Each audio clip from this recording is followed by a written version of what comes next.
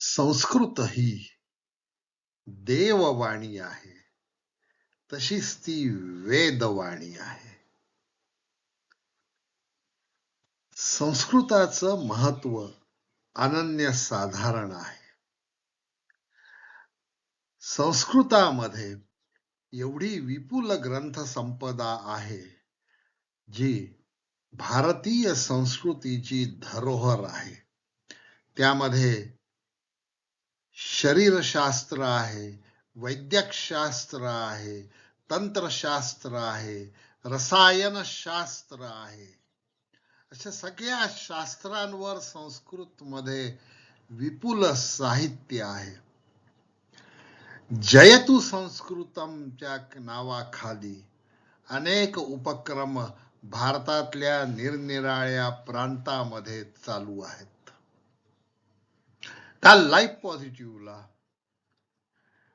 या देववाणीवर कृत्रिम बुद्धिमत्तेचा परिणाम काय होतो किंवा कृत्रिम बुद्धिमत्तेच्या टूल्सचा वापर करून वेदवाणी आणि देववाणी अधिक चांगल्या प्रकारे कशी शिकता येऊ शकते याचा प्रयोग करण्याची संधी मिळाली. एक टेक्स्ट तयार करण्यात आलं मराठीतून संस्कृतमध्ये. ते गुगल ट्रान्सलेटरनी वापरण्यात आलं. त्यानंतर ते टेक्स्ट लाईफ पॉझिटिव्ह कडे आलं. लाईफ पॉझिटिव्हनी जेमिनी, गुगलचं जे जेमिनी ऍप आहे, जेमिनी AI आर्टिफिशियल इंटेलिजन्स, त्याची लिंक खाली दिलेली आहे.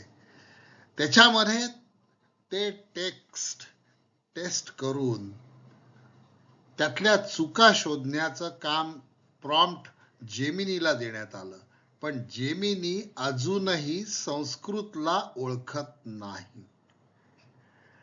त्यानंतर दुसरा प्रयोग लाईफ पॉझिटिव्हनी केला तर परप्लेक्सिटी नावाचं AI आर्टिफिशियल इंटेलिजन्स सॉफ्टवेअर आता नुकतंच तयार झालेलं आहे आणि जे एअरटेलचे युजर्स असतील त्यांच्यासाठी 17,000 रुपये किमतीचं हे सॉफ्टवेअर 1 वर्षभर फ्री आहे.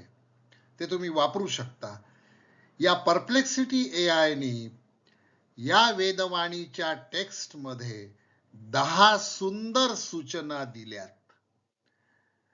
तर आपल्याला विनंती आहे की आपण परप्लेक्सिटी AI चा वापर करून संस्कृत शिकण्याचा प्रयत्न करावा.